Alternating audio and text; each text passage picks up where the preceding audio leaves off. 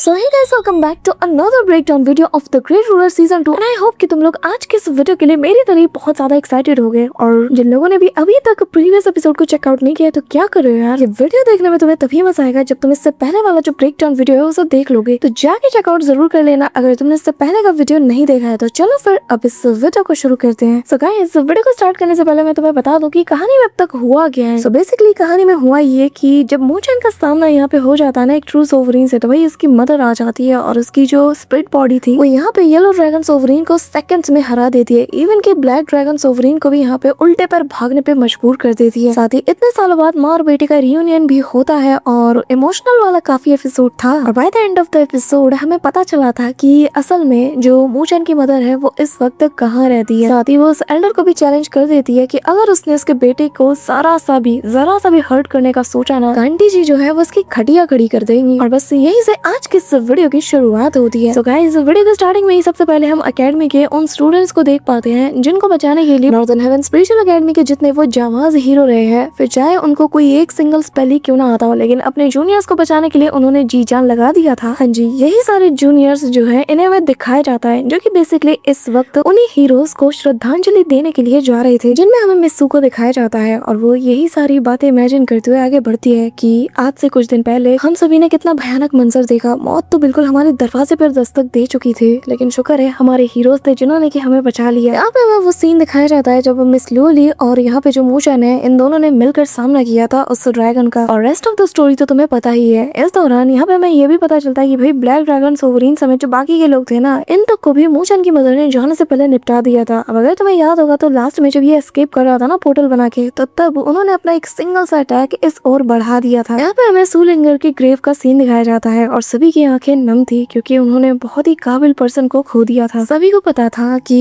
अपने हीरोज को अवेंज करने के लिए उन लोगों ने बदला तो ले लिया, लेकिन दिल से कोई भी खुश नहीं था क्योंकि बदला कभी भी उस चीज की कमी को दूर नहीं कर सकता जिसे आपने खोया है। अब यहाँ पे मिस सूलिंगर का जो वेपन होता है ये लोग उसे उनके पास ही रख देते हैं। और यहाँ पे मिस्सू बताने लगती है कि सिस्टर सुशुआ ने मुझसे कहा था कि जो स्ट्रॉन्ग लोग हैं उन्हें हमेशा याद रखना चाहिए कि आखिर वो किन के लिए लड़े हैं। उन्हें अपने फैमिली और अपने कंपेनियंस इनको कभी भी नहीं भूलना चाहिए। भले ही मैं कभी उतनी ज्यादा स्ट्रॉन्ग ना बन पाऊँ, लेकिन मैं हमेशा याद रखूंगी कि कैसे हमें बचाने के लिए वो हंसते हंसते मर गए। अब यहाँ पे मिस सुशुआन सूलिंगर के लिए बहुत ज्यादा इमोशनल हो जाती है। उसे उसकी बहुत याद आती है, लेकिन फिर भी सबके सामने वो खुद को होल्ड करती है। यहाँ पे दीन समेत बाकी सारे एल्डर्स भी मौजूद थे। इसी के साथ हम थोड़ी देर बाद का सीन देखते हैं जहाँ अकेडमी के आसपास का माहौल काफी ज्यादा चेंज हो चुका था। चारों ओर शांति थी और ऐसा लग रहा था कि मानो जैसे दुख के बादलों ने हमेशा के लिए नॉर्दर्न हेवेंस को घेर लिया हो। इस दौरान दीन यहाँ मौजूद बाकी सारे स्टूडेंट्स को बताने लगते हैं कि हमने जो इस डिजास्टर में खोया है ना, वो वाकई में रूह को कपा देने वाला है। हम शायद इससे बहुत देर से उबर पाए, लेकिन हमें इस बर्डन से भी गुजरना होगा। तभी उनमें से एक आगे आते हैं और कहने लगते हैं कि पर हमें एक बात याद रखना होगा कि जो नॉर्दर्न हेवन है वो सारे के सारे लोगों को इक्वली ट्रीट करती है। इसी के चलते हमारे पास जीनियसेस कम पाए जाते हैं। तभी दीन बताने लगते हैं कि और इसी के चलते आज तक जो नॉर्दर्न हेवंस के गेट है उसे हमने हमेशा सील करके रखा क्योंकि ये बहुत ज्यादा खतरनाक है। वैसे ही हमारे पास जीनियस स्टूडेंट्स की कमी है और हम नहीं चाहते कि हम उन्हें यहाँ पर भेजकर उन्हें खो दें, लेकिन वहाँ पर ना भेजने के चक्कर में हमारी एकेडमी भी ऑलरेडी बहुत ज्यादा पीछे हो चुकी है बाकी एकेडमियों के तुलना में। और इस साल तो सब कुछ बदल गया। इवन की जो बाकी के मेजर एकेडमीज है उनके पास ऑलरेडी उनके ब्रिलियंट जीनियस स्टूडेंट्स मौजूद हैं। इसका मतलब ये है कि जो कंपटीशन होने वाला है ना, ये पहले से और ज्यादा खतरनाक होगा। अब तभी यहाँ ब्रदर चेन शेंगजन और ली जुआनटंग दोनों आ जाते हैं और यहाँ ब्रदर चेन शेंग बताने लगते हैं कि पर एक बात मैं क्लियर कर दूं, मैंने नॉर्दर्न हेवन को इसलिए चूज किया, मैं यहाँ इसलिए आया क्योंकि मुझे इसके जो आइडियल्स हैं उन्होंने सबसे ज्यादा अट्रैक्ट किया है। मैं सहमत हूँ, इसीलिए मैंने इसे चूज किया है। तो आखिर वो कौन है जो कि ये कहने की हिम्मत कर सकता है कि मैं शेन कांगचेंग, मैं कोई जीनियस नहीं। तभी यहाँ पे ब्रदर ली जुआनटंग भी आगे आता है और कहने लगता है कि हाँ बिल्कुल, सिर्फ एक फियर्स कॉम्पिटिशन ही हमें यह मौका देगा साबित करने का कि आखिर हम भी क्या चीज है। तभी यहाँ पे जो लॉर्ड नॉर्दर्न हेवन है वो कहने लगता है कि ताइकांग, तुम्हें समझना होगा कि ये तुम्हारे स्टूडेंट है भाई, और तुम भी जब यंग थे ना तुम भी बिल्कुल इन्हीं की तरह थे, बहुत ही ज्यादा उत्तेजित। तो एक बात बताओ, दीन बनने के बाद तुम्हें आखिर हो क्या है। तभी मूचन कहने लगता है कि दीन, मैं बस इतना कहना चाहता हूँ कि हमारा नॉर्दर्न हेवन किसी से नहीं डरता और स्पेशली चुनौतियों से तो बिल्कुल भी नहीं, क्योंकि आज तक जितनी चुनौतियों का सामना हमने किया है ना, किसी और अकेडमी ने किया भी नहीं होगा। हमारा साफ संदेश है कि हम किसी से नहीं डरते। अब यहाँ पे सभी लोग मूचन का सपोर्ट करने लगते हैं और सभी लोग कहते हैं कि हाँ हम किसी से नहीं डरते और चुनौतियों से तो बिल्कुल भी नहीं। तभी यहाँ दीन से वो रिक्वेस्ट करता है कि प्लीज नॉर्दर्न हेवन के गेट को खोल दीजिए क्योंकि हमने इसके लिए बहुत दिनों तक इंतजार किया किया है। इसी के साथ गाइस ये लोग नॉर्दर्न हेवन के गेट के पास पहुंच जाते हैं जहाँ मूचन समेत सारे लोग थे और तभी यहाँ पे जो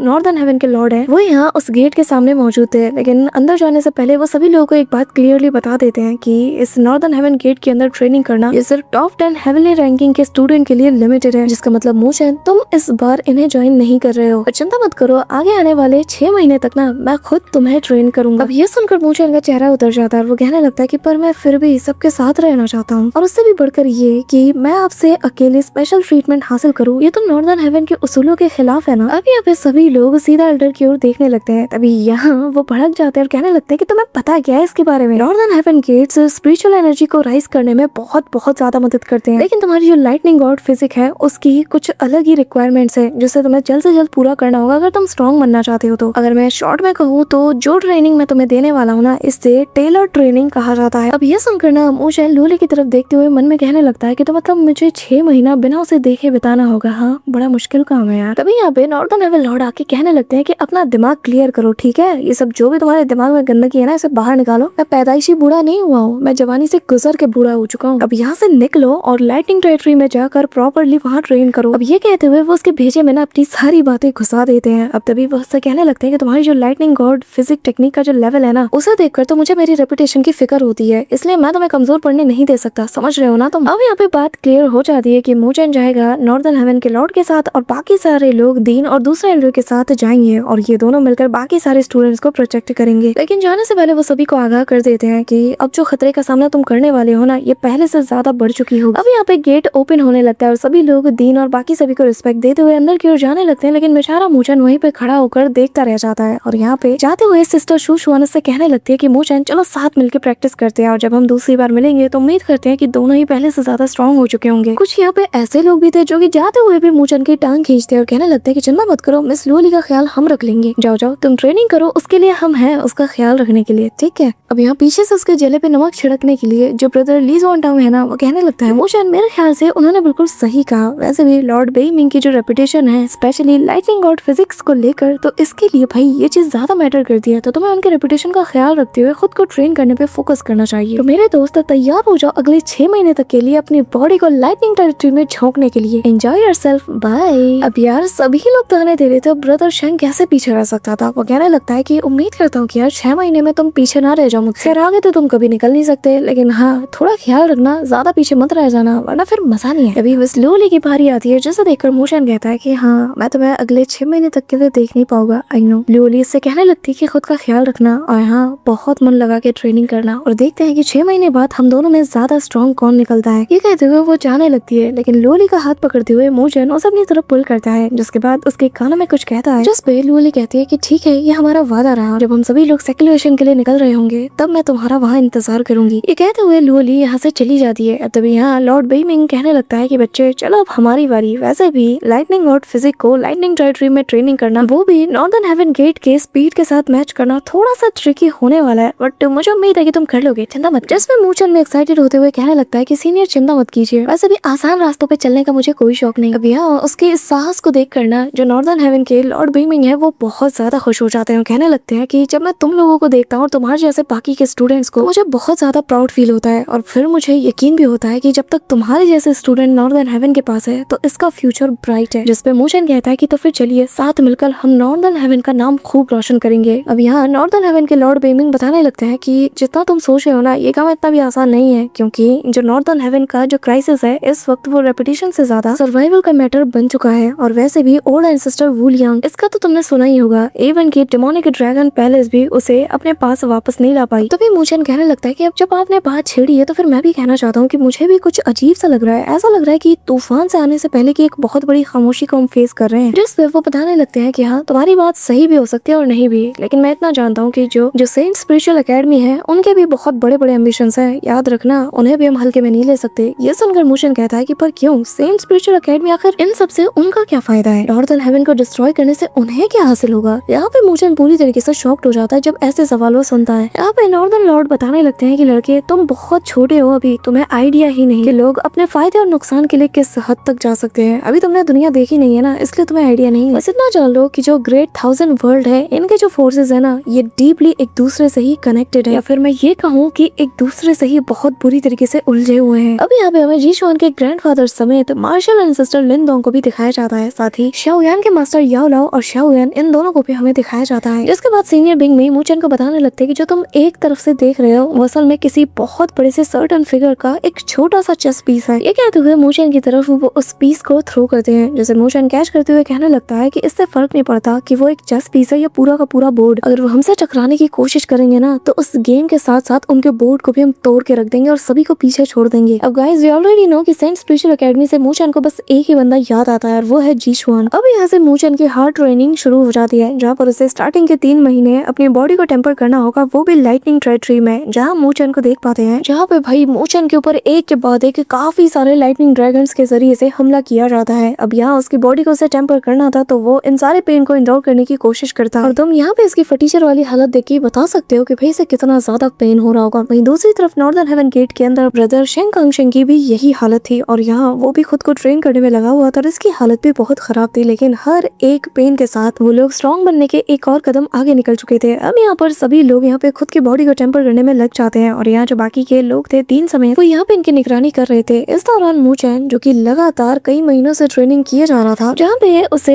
पे मूचन को जब दर्द होता है ना तो वो अपनी चीख को दबाने की कोशिश कर रहा था। ये देख कर तो जो एल्डर है वो कहने लगते हैं कि आखिर तुम कर क्या रहे हो, अगर तुम्हें दर्द हो रहा है तो चिल्लाओ ना, चिंता मत करो, अगर तुम खुद को यहाँ पे एम्बैरेस भी करोगे तो फिर ये बुढ़ा ही तो तुम्हें देख रहा है ना, और मैं अपनी सीक्रेट किसी को नहीं बताता, चिंता मत करो, तुम्हारा राज मेरे साथ सेफ है। ये कहते हुए वो मूचन को चिढ़ाने की कोशिश करता है। इस दौरान मूचन बस मन में खुद से यही कह रहा था कि ब्लैक पेपर और प्रीमोडाइल बॉडी और मेरी सोल, जब तक मैं इन्हें पूरी तरीके से ट्रेन नहीं कर लेता और ब्लैक पेपर को मास्टर नहीं कर लेता तब तक खुद को स्ट्रॉन्ग तो कह ही नहीं सकता, और एक बार मैं खुद को स्ट्रॉन्ग बना लूंगा तो फिर मैं उस वर्ल्ड में पहुंच ही जाऊंगा जहाँ पर मेरी मदर मौजूद है। अब यहाँ पे एक तरफ मूचन सोच में डूबा था, दूसरी तरफ सीनियर बिंग मी कहने लगते हैं कि ठीक है लड़के, मुझे तो भाई आज तुम्हारी दर्द भरी चीखें सुननी है, मैं तो तुमसे सुन के रहूंगा, तुम्हें खुद को छुपाना है तो छुपाते रहो और मैं भी किसी से कम नहीं। अब मैं यहाँ के प्रेशर को इंक्रीज करने वाला हूँ। अब गाइस यहाँ पे ये जो ड्रैगन था ना ये पहले से दुगनी स्पीड के साथ यहाँ पे मूचन के ऊपर हमला करने के लिए जाता है। वहीं दूसरी तरफ नॉर्दर्न हेवन गेट के अंदर हम बाकी सारे लोगों को देख पाते हैं, जहाँ हम उन दोनों को देख पाते हैं जो कि इस वक्त बर्फीले आंधी के अंदर खुद को टेम्पर करने में लगे हुए थे। और इस दौरान उनमें से एक मन में कहने लगता है कि जैसा कि सीनियर शेन ने कहा कि अगर हम अपनी पूरी जी जान लगा के यहाँ पे ट्रेन करके खुद को साबित नहीं कर सकते तो हमें कोई हक नहीं बनता कि आने वाले ग्रेट स्पिरिचुअल एकेडमी टूर्नामेंट में हम हिस्सा लें। सभी लोग अपना बेस्ट दे रहे हैं, हम भी अपना बेस्ट देंगे और नॉर्दर्न हेवन को कभी भी किसी से पीछे नहीं रहने देंगे। इस दौरान मूचन जो कि यहाँ पर इंटेंस लाइटनिंग टेरिटरी के अंदर काफी महीने से ट्रेनिंग कर रहा था और फाइनली उसे लाइटनिंग के जरिए से अपनी बॉडी को टेम्पर करने का ये जो अपॉर्चुनिटी है ये हासिल हो ही जाती है। और सिर्फ उसे अपॉर्चुनिटी हासिल नहीं होती, वो इस अपॉर्चुनिटी को बहुत ही अच्छे से बनाता भी है। लाइटनिंग के ऊपर उसका डोमिनेंस देखने लायक था। लिटरली यहाँ पर एक के बाद एक दे दनादन कड़ाकेदार लाइटनिंग उसके ऊपर गिर रही थी, लेकिन मूचन तो भाई मूचन है और उसने साबित कर दिया कि आखिर क्यों उसे इस लाइटनिंग और फिजिक के लिए चुना गया। इसी के साथ गाइस इतनी इंटेंस ट्रेनिंग के बाद फाइनली मूचन अपने ट्रांसफॉर्मेशन को एक और लेवल तक ले जा पाता है, जहाँ वो लाइटनिंग को अपने हाथों से कमांड देते हुए अपनी उस टेक्निक का यूज करता है, जिसके चलते हमें फॉर द फर्स्ट टाइम उसका ट्रांसफॉर्मेशन लुक देखने को मिलता है, जो कि पहले से और ज्यादा खतरनाक लग रहा था। यहाँ पे लाइटनिंग गॉड फिजिक का ये लेवल इतना ज्यादा टेरिफाइंग था ना कि उसकी एक चुटकी बजाते साथ ही पूरा का पूरा वहाँ का स्पेस ही जैसे शैटर्ड हो जाता है। जिसके बाद ये ऑफिशियली अनाउंस भी हो जाता है कि मूचन ने लाइटनिंग गॉड फिजिक की जो इंटरमीडिएट स्टेज है, जिसे कि क्वाड्रा रियून कहा जाता है, इस पे ब्रेक थ्रू कर लिया है। गाइस यहाँ पे सिर्फ उसका ट्रांसफॉर्मेशन नहीं होता, उसका कंप्लीट लुक ट्रांसफॉर्म हो जाता है। जिनको भी मूचन के लुक से भाई शिकायत थी ना सीजन 2 में, भाई इस कदर इसके लुक्स के चलते हर गली नुक्कड़ नाके में जिस कदर इसे ट्रोल किया गया है ना, उसके चलते इसका फाइनली एनिमेटर्स ने लुक चेंज ही कर दिया। अब यहाँ पे फाइनली उस टेरिटरी से मूचन बाहर आ ही जाता है और वो आते साथ ही कहने लगता है कि इतने दिनों बाद फाइनली मुझे सूरज देखने को मिल ही गया। अब यहाँ उसकी तारीफ करते हुए जो सीनियर बिंग मी है वो कहने लगता है कि हाँ बिल्कुल, तुमने तो बिल्कुल भी मुझे निराश नहीं किया। जिसपे मूचन कहता है कि हाँ बिल्कुल, मैं किसी को निराश नहीं करता। यह सुनकर ना जो सीनियर है वो कहता है कि अच्छा बेटा, जरा सी मैंने तुम्हारी तारीफ क्या कर दी, तुम्हारे तो भाई पर्व निकल आया है। इस बार तुमने काम अच्छा किया है, तुमने सच में मुझे निराश नहीं किया, इसलिए मैं तुम्हें जाने दे रहा हूँ। अभी मूचन उससे कहने लगता है कि वैसे सीनियर, मैं आपको एक बात बताना चाहता हूँ कि जब मैं स्पिरिचुअल रोड में था ना तो तब मुझे एक बहुत बड़ी अपॉर्चुनिटी हाथ लगी, लेकिन आगे चलकर मुझे पता चला कि जो 5 ग्रेट एकेडमीज है इन्होंने ही साथ मिलकर स्पिरिचुअल रोड को बनाया, लेकिन मैं नहीं समझ पा रहा कि आखिर इसको बनाया तो बनाया कैसे होगा। ये सुनकर तो इवन के सीनियर भी रुक जाते हैं और कहने लगते हैं असल में वो द मिरर ऑफ जजमेंट, ये कहते हुए वो रुक जाते हैं। अब मूचन भी हैरान था और कहने लगता है कि क्या? सीनियर बताते हैं कि हाँ तुमने सुना, the mirror of the judgement एक बहुत ही पावरफुल पियरलेस सेंट आर्टिफैक्ट है और जिससे कि 5 ग्रेट एकेडमी साथ मिलकर कंट्रोल करती है। लेकिन स्पिरिचुअल रोड को क्रिएट करना और हर 3 साल के अंदर जो पावरफुल टैलेंट है उन्हें सेलेक्ट करना, इसके अलावा भी इसके काम है बहुत से, क्योंकि जब टूर्नामेंट के टॉप 4 राउंड राउंड होते हैं ना, तो मिरर ऑफ द जजमेंट को यूज किया जाता है ताकि सेमीफाइनल क्वालिफिकेशन को रिव्यू किया जा सके। और अगर तुम सेमीफाइनल के लेवल तक पहुंच पाते हो ना अपने दम पर, अपनी प्योरली स्ट्रेंथ के दम पर, तो तुम मिरर ऑफ द जजमेंट के अंदर जा सकते हो और वहां पर जाकर अपने सवालों के जवाब ढूंढ सकते हो। अब गाइस मैं तुम्हें बता दूं कि बेसिकली जो सीनियर है ना, वो यहाँ पे मूशन को मोटिवेट कर रहे थे कि अगर तुम्हें सच में अपने सवालों के जवाब चाहिए ना, तो सेमीफाइनल्स तक जाने होंगे। हालांकि उनके पास उसके कुछ सवालों के जवाब हैं, लेकिन वो मूशन को भाई मोटिवेट करना चाहते थे और इनकरेज करना चाहते थे कि बस अब तो तुम्हें एक वजह मिल गई ना सेमीफाइनल्स तक जाने की, और बस वो अपनी चाल में कामयाबी हो जाते हैं। और यहाँ पे मूशन, जो कि एक नंबर का क्यूरियोसिटी का कीड़ा है, वो कहने लगता है कि अगर मैं यहाँ इस टूर्नामेंट के सेमीफाइनल्स तक नहीं पहुंच पाया, अपनी जगह नहीं बना पाया, तो शायद मुझे दोबारा ये मौका नहीं मिलने वाला, वहाँ जाके मैं इन्वेस्टिगेट कर पाऊँ। अब तो भी यहाँ पे मूशन ठान लेता है। सीनियर की तरफ देखते हुए कहता है कि अब बताइए कि बाकी बचे जो 3 महीने हैं, इसमें मुझे क्या करना होगा। जिस पे वो बताने लगते हैं कि चिंता मत करो, बाकी 3 महीने में तुम आजाद हो, तुम्हें अब और मेरी ये बूढ़ी शक्ल देखने की जरूरत नहीं है। अभी यहाँ पे वो सिस्टर लिंची को आवाज देते हैं और कहने लगते हैं कि लो, मैं तुम्हारे स्टूडेंट को ले आया हूँ यहाँ तक। जिसके बाद मूशन उन्हें रिस्पेक्ट देते हुए सीधा अंदर की ओर चला जाता है, जहाँ सिस्टर लिंची मौजूद थी। और यहाँ इतने टाइम बाद उन्हें देखकर मूशन भी यहाँ पे सोच में पड़ जाता है। अब यहाँ लिंची की नजर जैसे इस पे जाती है, तो वो उसे कहने लगती है कि ऐसे घूर क्या रहे हो। जिसपे मूशन कहने लगता है कि मैं क्या करूँ, आप दिन ब दिन इतनी ज्यादा खूबसूरत होती जा रही हो। बस वही देख रहा था कि दिन ब दिन लोगों की उम्र बढ़ती है, लेकिन आपकी उम्र के साथ साथ आपकी खूबसूरती भी बढ़ती जा रही है। मतलब यार, मैन विल बी मैन। जिसपे सिस्टर लिंची कहने लगती है कि तुम्हारी जुबान कुछ ज्यादा ही लंबी हो गई है, और जो कि मुझे बिल्कुल भी पसंद नहीं। अब तभी मूशन उससे कहने लगता है कि सीनियर, अब मुझे ये बताइए कि जो मेरी नेक्स्ट स्टेज की ट्रेनिंग है, उसके लिए आपके क्या प्लान्स है। इस पर सिस्टर लिंची बताने लगती है कि मेरी जो स्पिरिचुअल एनर्जी है वो तुम्हारी हो सकती है ना। जिसमें मूशन थोड़ा सा शर्माते हुए कहने लगता है कि अरे रे, ऐसी बातें ना ही करो तो अच्छा है, क्योंकि अगर मेरी माँ को पता चला ना, तो वो मुझे पीट के रख देगी। जिस पे वो कहने लगती है कि चिंता मत करो, उन्हें पता भी चले तो वो कुछ भी नहीं कह सकती, क्योंकि क्लैन के अंदर ये चीज कॉमन है। क्योंकि जो लोग भी जो ग्रेट पगोड़ा आर्ट है उसके यिन पार्ट को कल्टीवेट करते हैं, उनकी तादाद ना बहुत ज्यादा कम है। जिसका मतलब ऐसा है कि जैसे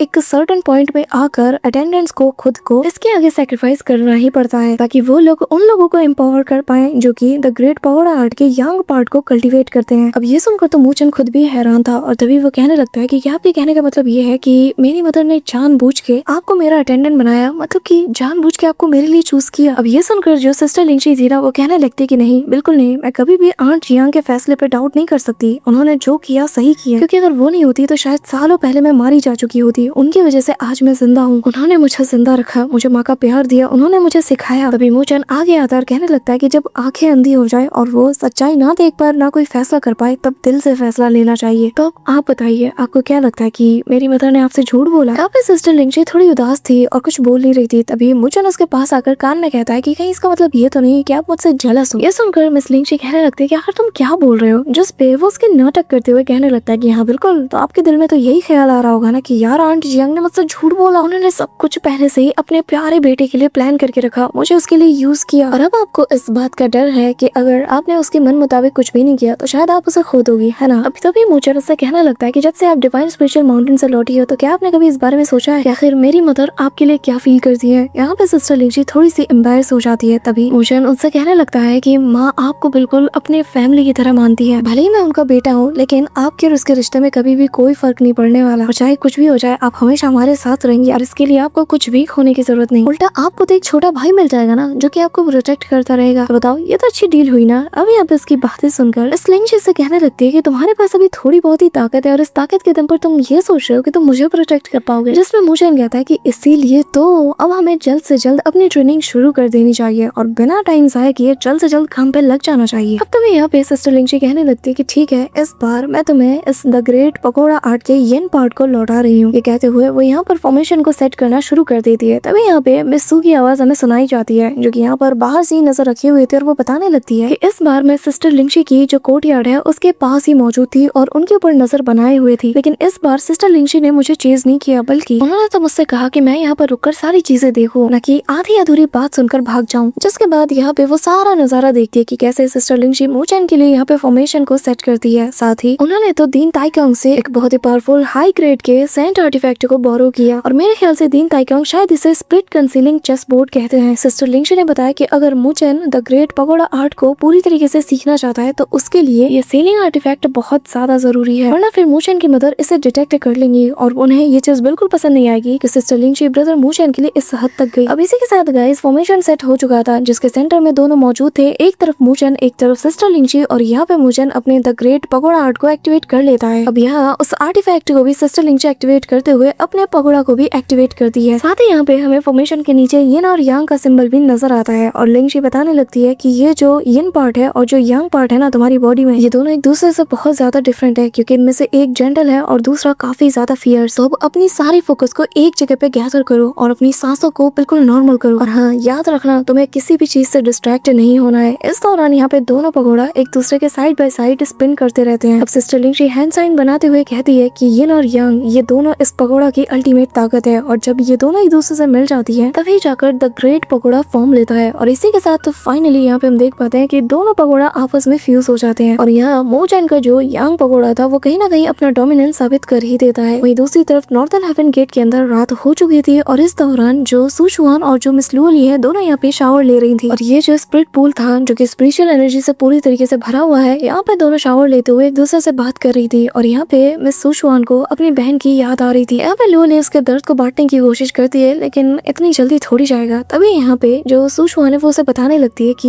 ये जो स्पिरिचुअल पूल है ना इसके अंदर का जो स्पिरिचुअल प्रेशर है, स्पेशली जो बॉटम वाला एरिया है वहाँ का जो प्रेशर है वो काफी ज्यादा इंटेंस है। मेरे ख्याल से शायद मैं 1 से 1.5 दिन तक ही यहाँ पे सर्वाइव कर सकती हूँ, इससे ज्यादा मैं इस प्रेशर को बर्दाश्त नहीं कर सकती। इवन कि हमें सबसे ज्यादा स्ट्रॉन्ग ब्रदर शेंग भी यहाँ पे बस 2 दिन तक ही सर्वाइव कर सकता है, लेकिन तुम अलग हो, तुम सिर्फ 3 दिन में एक बारी बाहर आती हो। मुझे बस तुम्हारी फिक्र होती है कि तुम खुद को कुछ ज्यादा ही पुश नहीं कर रही हो। जिसमें लुओली बताने लगती है कि हमारे पास वक्त बिल्कुल भी नहीं है, 3 दिन बाद हम वैसे भी यहाँ से निकलने वाले हैं। कहते हुए लुओली यहाँ से बाहर जाने लगती है, जो देखकर जो सुशुआन है उससे पूछने लगती है कि तुम इतनी जल्दी क्यों जा रही हो। जिसपे वो कहने लगती है कि मैं 2 दिन पहले ही निकल रही हूँ क्योंकि मैंने किसी से वादा किया था कि मैं उसके साथ नॉर्थर्न स्पिरिचुअल रियलम जाऊंगी। यहाँ पे लुओली बाहर आ जाती है और सुशुआन समझ आती है कि टूर्नामेंट से पहले शायद वो भी अपनी फैमिली को बहुत ज्यादा मिस कर रही होगी और कहीं ना कहीं उसकी ये बात लुओली सुन लेती है और हाँ में जवाब देते हुए यहाँ से चली जाती है। इसी के साथ नेक्स्ट मॉर्निंग मोचैन और लुओली इतने टाइम बाद एक दूसरे से मिलते हैं और यहाँ मोचैन को देखकर लुओली कहने लगती है कि क्या तुम यहाँ पर काफी वक्त से मेरा इंतजार कर रहे हो। जिसपे ये रोमी इसका हाथ पकड़ते हुए कहता है कि नहीं, मैं तो बस अभी आया हूँ और जरा देखो हम 6 महीने बाद एक दूसरे से मिल रहे हैं और मैंने सच में एक्सपेक्ट नहीं किया था कि तुम ह्यूमन बॉडी डिजास्टर को इतनी जल्दी पास कर लोगी।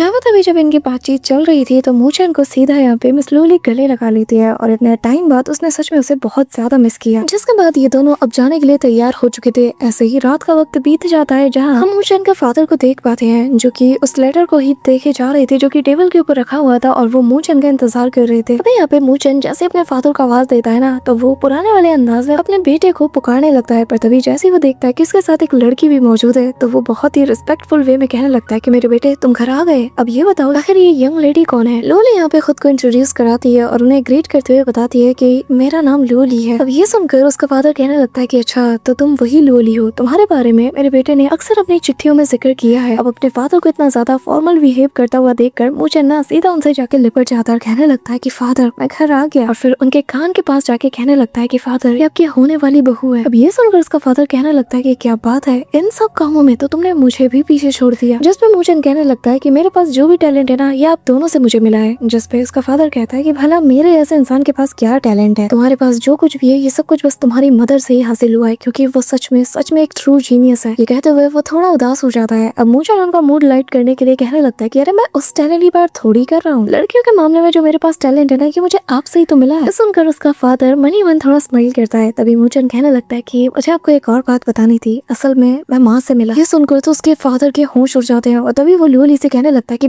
बेटा मुझे बस मोचैन से 2 मिनट चाहिए, तब तक तुम यहीं कहीं बैठ जाओ और हाँ इसे अपना ही घर समझो, शर्माने की जरूरत नहीं है। जिसमें लुओली यहाँ से थोड़ा दूर चली जाती है और जाके बैठ जाती है। अब उसके जाते साथ ही मोचैन से उसका फादर पूछने लगता है कि पर कैसे, कहाँ, तुम कैसे मिले उससे और आखिर वो इस वक्त कैसी है। मोचैन बताने लगता है कि मदर इस वक्त किसी और वर्ल्ड में ट्रैप है। फादर अब चिंता मत कीजिए, मैं कुछ ना कुछ करके उन्हें वहाँ से छुड़ा ही लाऊंगा। जैसे उसका फादर कहता है कि तुम्हारी माँ की जो कल्टीवेशन लेवल है ना वो कोई ऑर्डिनरी चीज नहीं है, मुझे बस नफरत है कि आखिर मेरा रियल में इतना ज्यादा लो क्यों है। जिस पे मोचैन कहने लगता है कि आप चिंता मत कीजिए, ये सब कुछ आप मुझ पे छोड़ दो। जिस पे उसका फादर स्माइल करता है, बहुत ही प्राउडली वे में कहता है कि हाँ बिल्कुल, मैं तो शायद वहाँ तक नहीं पहुँच पाया लेकिन तुम वहाँ तक जरूर पहुँचोगे और अब तो तुम्हारे पास एक खूबसूरत लाइफ पार्टनर भी है। ये कहते हुए वो लुओली की तरफ देखने लगता है। यहाँ पे लुओली जो कि थोड़ा दूर बैठी थी, इनकी बातें सुनकर बेचारी वो भी शर्माने लगती है। अब यहाँ मोचैन, उसका फादर और यहाँ पर उसके अंकल सभी लोग बैठ के काफी मजे कर रहे थे और रात में ये लोग अच्छी खासी डिनर पार्टी भी करते हैं। इस दौरान यहाँ पे मोचैन का फादर जो कि अपनी बेटे को पाकर बहुत ज्यादा खुश था, वो बताने लगता है कि तुम बिल्कुल सही वक्त पे आए हो। वैसे भी नॉर्दर्न हेवन से न्यू स्टूडेंट्स को रिक्रूट कर रहा है और जो तुम्हारा छोटा भाई है ना तान किंगशन, अब वो भी नॉर्दर्न हेवन को ज्वाइन करने वाला है। और हाँ, मैं लियो यांग को कैसे भूल गया। अभी ये लोग ऐसी बातचीत कर रहे थे, तभी अंकल बताने लगते हैं कि चिंता मत करो, तुम्हारा फादर इतना ज्यादा इसलिए खुश है क्योंकि उसने सच में बहुत बड़े बड़े कारनामे अंजाम दिया है। उसने नॉर्दर्न स्पिरिचुअल रियलम को यूनिफाइड किया है। इवन की जो 9 डोमेन्स है ना, वो अब एग्जिस्ट ही नहीं करते और अब बस यहाँ पर एक पावरफुल नॉर्दर्न स्पिरिचुअल अलायंस है, इसके अलावा कुछ भी नहीं। इसी के साथ यहाँ लियो ली अपने फैमिली को भी मिस कर रही थी, पर तभी यहाँ पर आतिशबाजी की आवाज सुनकर जैसे वो उस ओर देखती है तो यहाँ पता चलता है कि नया साल यहाँ पे आ चुका है, जिसका मतलब एक और साल बीत चुका है। यहाँ पे मिस सो और जो सिस्टर लिंगजी है इनको भी देख पाते हैं और ये लोग भी आतिशबाजी देख रही थी। और इसी सीन के साथ गाइज हमारा आज का ये ब्रेकडाउन वीडियो यहीं पे एंड होता है, लेकिन इसके नेक्स्ट ब्रेकडाउन वीडियो में तुम्हें काफी मजा आने वाला है, क्योंकि जब 6 महीने की ये जो टफ ट्रेनिंग पूरी हो जाती है तो सारे स्टूडेंट आपस में कम्पीट करने वाले हैं और इनके बीच कौन ज्यादा पावरफुल बनकर उभर के आया है ये तो तुम्हें नेक्स्ट वीडियो में ही पता चलेगा। और यहाँ पे